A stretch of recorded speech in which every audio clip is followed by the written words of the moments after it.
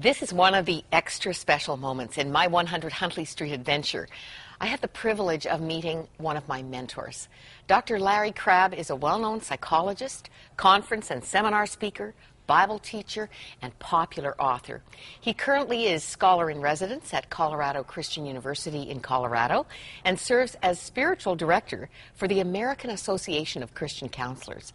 Dr. Crabb and his wife Rachel live in the Denver area, but he's going to be right here for the next 2 weeks of some very special programming. So we're going to take some time to get to know him. Welcome, Dr. Crabb. Great to be with you. First thing I have to tell you is that almost 30 years ago, I prayed, I said, Lord, help me to see what people are not saying. Mm-hmm. And into my life very quickly, in a course at Briarcrest Bible College, Biblical Counseling in the Church, came Understanding People. And right on the heels of that, your book, Inside Out. This was God's answer to my prayer. The wonderful insights that would be part of really understanding what makes us tick. And this was early in the journey for you. Early in the journey. It's been a long journey, and that was probably midway, maybe a little bit before. The Marriage Builder. Let's just show some of the others that might be familiar to you.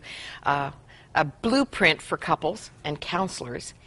I think, in the book I don't have here, Connecting, signals a major paradigm shift that created a ripple in counseling circles, Bible colleges, seminaries. Everybody heard that something had happened to Larry Crabb.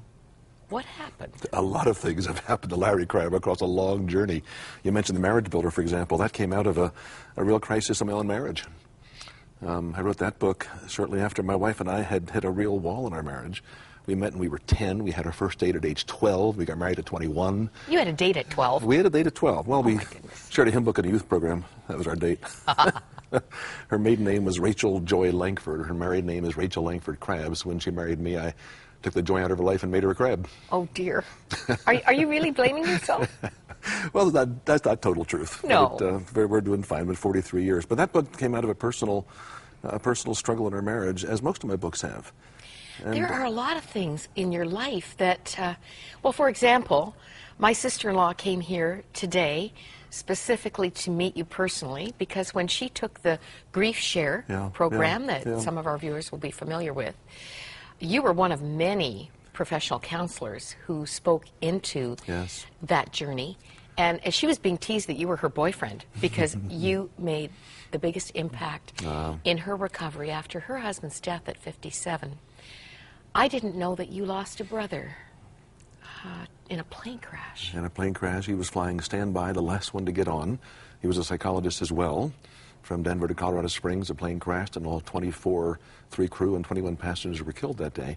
And I think that was the beginning of the shift that you refer to. When I lost my brother, that was the first obvious, heart-wrenching tragedy of my life of that proportion. And to watch my parents bury their older son. How old was he? He was 51. And it was obviously incredibly painful and difficult. And I recall about 3 or 4 weeks, perhaps, after the memorial services and after all the things that happened after a terrible death like that, I remember saying to my wife one night at midnight, there are tears I have not yet shed, and I don't know what they are. And I got up in the middle of the night and went into my room and got my Bible out looking for answers, and I just couldn't find them. And I just was so angry. And then the anger gave way to tears, and I just fell on the floor and sobbed for probably half an hour. And I prayed a prayer that was pivotal. And pivotal in, I think, my shift from where I've been to where I am now. And the prayer was very simply put, but it came out of my soul. The prayer was, Lord, I know you're all that I have, but I don't know you well enough for you to be all that I need. And let me find you. That led to the book Finding God. A couple of years later, it led to the book Connecting, which was kind of my paradigm shift, if you will, where I think I came to the conclusion, I used the wrong word there, I know I came to the conclusion that psychology has its place, counseling has its place, but when you get down to the core issues in the human life, the only answer is Jesus. The only answer is God.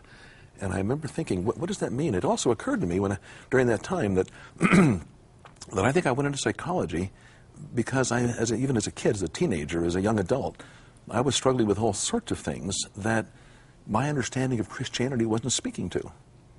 And so I chose psychology and put Christianity to the side, if you will. And then because you thought you'd find the answers there. I hadn't found them in Christianity, to my knowledge at that point. So I looked to psychology for all the answers that my own personal struggles and all the rest of it were involved with. And after my brother's death and some other things, after a struggle with cancer that I had about 12, 13 years ago, I've reached the conclusion that beneath all of the things we call psychological problems, there ultimately is a spiritual struggle. There ultimately is a struggle to know what the word love means. Do I belong to anybody? Is anybody on the throne of my life? Good old phrase. Is there any meaning to all the bad things that happen? Is there any point to everything? And those are the things that I spent 10 years in private practice as a clinical psychologist. And looking back on it, I realized that those were the kinds of issues that we were talking about. It wasn't just behavior therapy techniques or cognitive behavior therapy or psychodynamic therapy or all the various therapies that psychologists have. We were dealing with huge questions in the human soul and the human spirit and the human psyche that, as a psychologist, I didn't have answers for. And that made me think, well, wait a minute, I'm also a Christian. And then I thought, there is God. Maybe I better drop the thought of being also a Christian, and by the way, there's God, and see what on earth this all means. What is the gospel? I feel I'm 65 years old, and I'm kind of tingle as I say this next sentence that occurs to me. I think I'm just beginning to understand the gospel. And I think I'm just beginning to realize that there's something about the reality of God and all the things that churches teach that speak into the depths of the human soul, mine included, and people that I'm working with included. Well, obviously, what you've discovered and the change that has resulted is highly respected because you're spiritual director for the American Association of Christian Counselors. Yeah. You're the man at the top. Well, you're inspiring so many others to take this journey.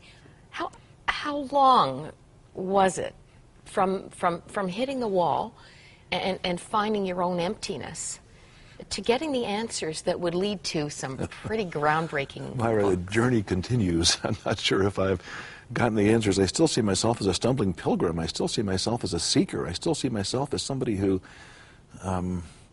doesn't yet know the way I one day will.